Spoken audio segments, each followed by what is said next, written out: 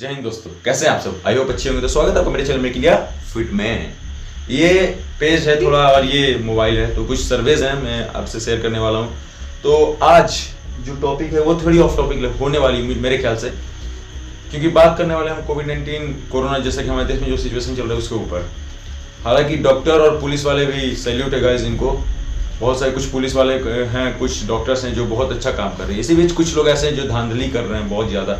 तो आज उनका पोल खोलने वाला है तुम्हारा भाई, ठीक है। हालांकि पोल नहीं खोलने वाला, बहुत डंडा पड़ेगा भाई, लेकिन बस मैं बता रहा हूँ कैसा है, क्या हो रहा है जो नहीं होना चाहिए हमारी सोसाइटी में। तो सबसे पहले मैं कुछ बिजनेसमैन, सो कॉल्ड बिजनेसमैन है, सो कॉल्ड दुकानदार हैं जो कि मतलब मनमानी कर रहे हैं। आमतौर पे जो और भी जो दिन होते हैं कोरोना पीरियड के पहले, सैनिटाइजर मैंने खुद 50 रुपये में खरीदा था। सैनिटाइजर जिसमें अल्कोहल 97% था, 97%, वो मैंने 50 रुपये में खरीदा था, वो एक मेडिकल शॉप से, फार्मेसी से। लेकिन आज सेम उसी सैनिटाइजर का जो दाम है 200। तो मतलब जैसा कि मोदी जी ने कहा था, मित्रों आपदा को अवसर में बदलें, तो आपने उसे सीरियसली लिया। मतलब ठीक है, आपदा आई है तो आप अवसर में उसको बदलें। अवसर किस लिए कहा था हमारे प्रधानमंत्री साहब ने कि आप अवसर उसको बनाए ताकि आप दूसरों की मदद कर सकें। तो आपने क्या अपना खुद का जो पॉकेट था वो भरने का आपने कर लिया भाई। तो ये गलत है। बहुत लोग इसको देखेंगे, बहुत लोग शेयर करिएगा, बहुत लोगों के बीच जाना चाहिए वीडियो ताकि लोग अवेयर हों। अब ये तो खैर थोड़ी छोटी थी, क्योंकि और भी जितने स्कैम्स हो रहे उसके मुकाबले बहुत छोटी है। अब आते हैं मेन टॉपिक पे, कोरोना से रिलेटेड क्या हो रहा है भाई हमारे देश में। तो उसकी कुछ बोलने से पहले मैं एक हॉस्पिटल का एक बिल का यहाँ पे स्क्रीनशॉट लगा रहा हूँ, आप खुद पढ़िए।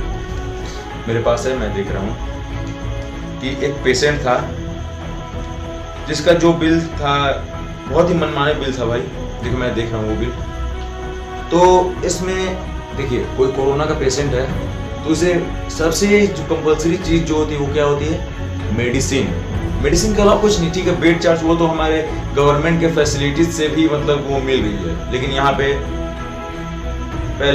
सबसे पहले आया है प्रोफेशनल चार्जेस, ठीक है। जो हमारे प्रोफेशनल डॉक्टर्स हैं, जो इसमें शामिल doctors nurses, professional charges, investigation charges, okay, isolation room rent, PP kit ward, समझ रहे हैं।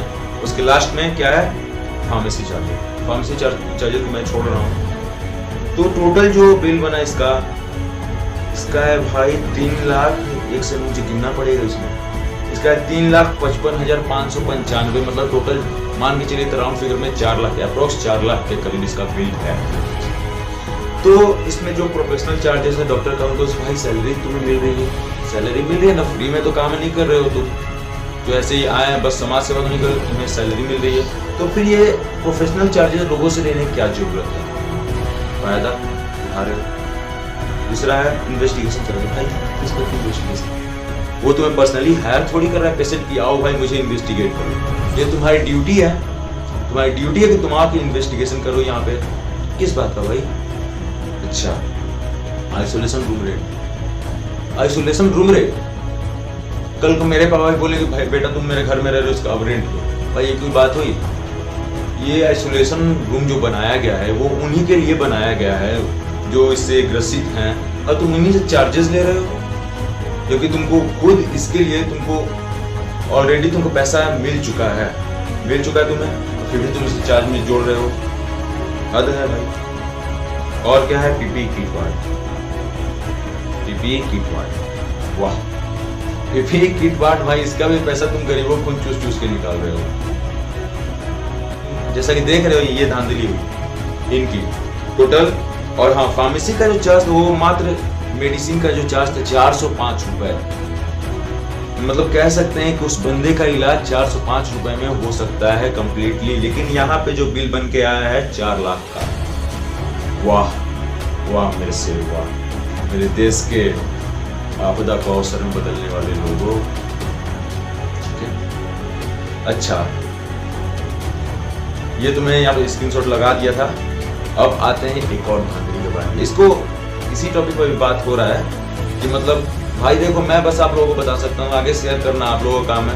लोगों के पास ले जाइए, लोगों को जागरूक करिए, इसके बारे में आवाज़ उठाइए, ताकि ये जो भी गवर्नमेंट है जो इसके अंडर में भी वो आता है वो उस पर थोड़ा ध्यान दे। ठीक है, अब आगे आते हैं। हेडिंग क्या है इसका, मैं स्क्रीनशॉट लगा रहा हूँ यहाँ पे। कोरोना महामारी के नाम पर नया घोटाला। घोटाला नहीं भाई, स्मगलिंग। क्या था ये केस में आपको बताया। तो हुआ ये था, एक बंदा था, उसको उस सोसाइटी में मैं बताना चाहता हूँ कि सब चीज़ों में सोसाइटी का भी बहुत बड़ा हाथ है। उस बंदे को नॉर्मल सर्दी जुकाम, जैसे कि ये जो मौसम जो है, जो सीजन चल रहा है, जो ऐसा क्लाइमेट चेंज हो रहा है हमारा, उस हिसाब से लोगों को सर्दी बुखार जुकाम होना ये सब आम बात है। एक बंदे को हो गया, तो सोसाइटी ने तुरंत फ़ोन किया कि हमारे इस सोसाइटी में एक कोरोना पेशेंट है। डॉक्टर वगैरह आ गए, पूरा उसे आइसोलेट करने के लिए पुलिस भी आ गई, उसकी ज़बरदस्ती ले के गए।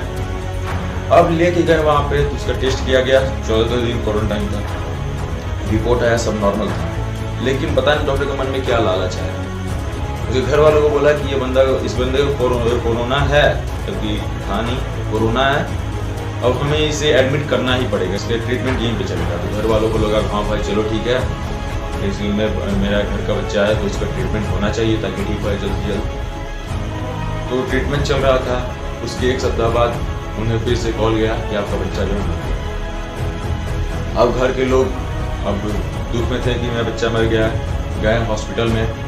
तो जैसा कि सभी लोग को पता हो, अगर कोई बंदा मर जाता है या कोई भी इंसान मर जाता है तो कोरोना से, तो उसकी डेड बॉडी घर वालों को नहीं सौंपा है, क्योंकि कोरोना स्प्रेड में खतरा रहता है डेड बॉडी से भी।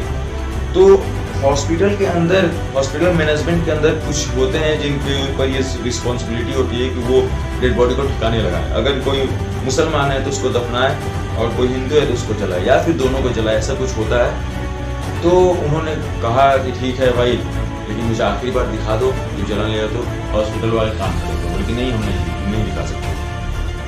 उन्होंने कहा कि नहीं भाई, हिंदुइज्म में आखिरी दर्शन एक बहुत ही अहम रोल प्ले करता है, कोई मरता है तो शायद ये इस्लाम में भी होता है, क्रिश्चियनिटी में भी होता है, सिखिज्म में भी होता है, बुद्धिज्म में भी होता है, जैनिज्म में भी, जितने भी रिलीजन सब में होता है आखिरी दर्शन।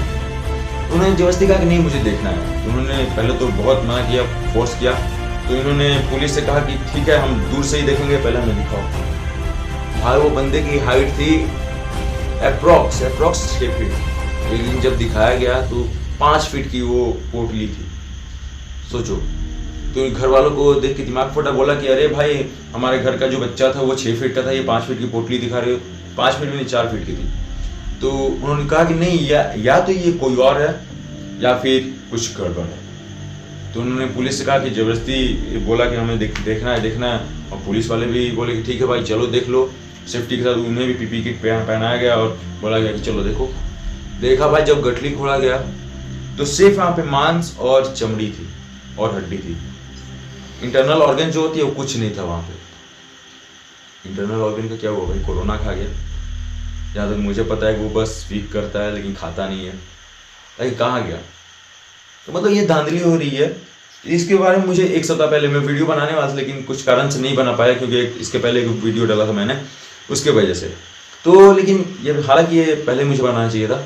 तो ये धांधली कहाँ से हो रही है भाई, मतलब अच्छा आप ही सोचो, आप गए, आपको कोरोना नहीं, आपको एडमिट किया गया, और एडमिट करने के बाद आपको घर वालों को बोला गया कि ठीक है भाई इसको कोरोना हो, तो यहीं पे ट्रीटमेंट होगा। तो मतलब आपको कुछ हुआ नहीं, आपको ट्रीटमेंट के लिए रख लिया गया, क्यों, कुछ तो गड़बड़ होगी। अब क्या हुआ कि आपका जितना भी ऑर्गन था आपको मार के निकाल लिया गया। तो उसको अब कुछ भी कर सकते हैं, कहीं भेज सकते हैं, किसी को मुंह मांगे रकम में किसी को दे सकते हैं, और कौन जानता है। तो ये हो गया। तो आप सोचो आप पे क्या बीतेगी। मैं सभी डॉक्टर्स को टारगेट नहीं कर रहा, मेरे भी कुछ अच्छे डॉक्टर्स हैं जो मेरे दोस्त हैं, मेरे बहुत क्लोज फ्रेंड्स हैं, जो कि एक थी जो मुझसे सीनियर थी, एक मेरी क्लासमेट है जो कि डॉक्टर है, ठीक है। तो मतलब जरा आप सोचो इस बात को। मैं ये नहीं कह रहा कि आप अब डॉक्टर से लड़ जाओ, ऐसा नहीं, क्योंकि डॉक्टर को दूसरा भगवान माना जाता है भाई। बहुत सारे डॉक्टर हैं जो अपना खून पसीना करके दिन रात वहाँ मेहनत कर रहे हैं, लेकिन कुछ ऐसे डॉक्टर्स हैं जो नाम खराब कर रहे हैं। तो आप कुछ नहीं करें, बस आप बोलिए ठीक है भाई रिपोर्ट आया है, रिपोर्ट आप मुझे दीजिए, रिपोर्ट की जेरॉक्स कॉपी तक दीजिए। अगर आप मेन रिपोर्ट नहीं दे सकते जेरॉक्स दीजिए।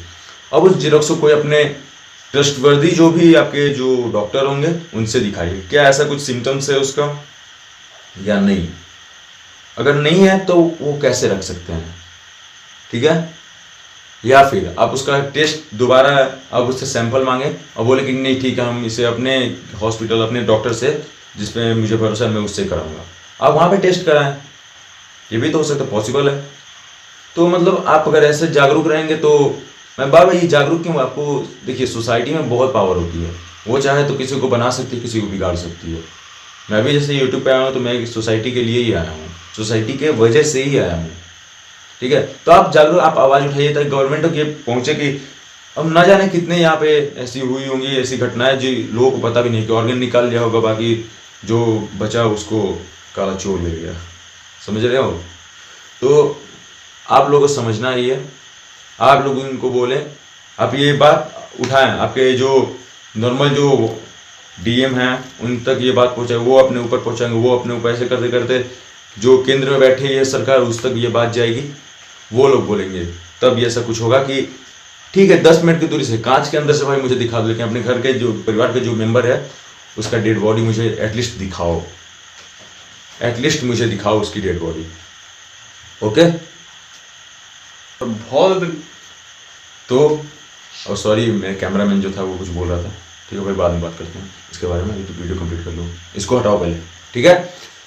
तो हमें बस यही करना है कि केंद्र तक ये बात पहुंचानी है ताकि आखिरी दर्शन कर दे, हाँ रिपोर्ट की एटलीस्ट जीरोक्स कॉपी हमें दें ताकि हम अपने किसी ट्रस्टवर्दी से दिखा सकें, ठीक है। बस इतनी कुछ बातें थी जो मेरे दिमाग में बैठ चुकी थी, मुझे वीडियो बनाना था क्योंकि ये देश मेरा है, देश आप लोगों का है, हमें सुरक्षित रहना है, पूरे देश को सुरक्षित रखना है। अगर आपको वीडियो अच्छी लगे, बस इतना ही था और कुछ नहीं था, बस फिर आप मौज में रहिए, ज़्यादा टेंशन लेने की जरूरत नहीं। बहुत से हमारे अच्छे डॉक्टर्स भी हैं जो हमारा बहुत ही हेल्प कर रहे हैं, इस यही कारण था कि हमारे देश में डेथ रेट थोड़ी बाकी देशों के कंपेरिजन में बहुत कम है, ठीक है।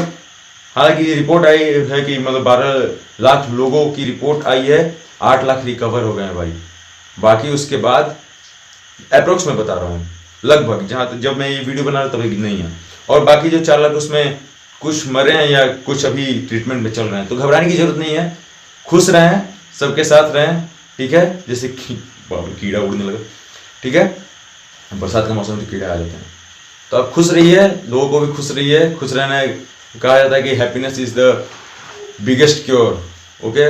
आप खुश रहिए, बस टेंशन मतलब टेंशन फ्री रहिए, आप 90% बीमारियों को बाय बाय बोल दीजिएगा बस खुश रहने से, ठीक है। अगर आपको वीडियो अच्छी लगी हो तो लाइक एंड सब्सक्राइब जरूर करें, अगर कुछ कमी लगी हो तो कमेंट में आए, कुछ बुरा लगा तो कमेंट में आके कुछ भी लिखें, मैं पढ़ूंगा जरूर, उसे सुधार करने की कोशिश करूंगा।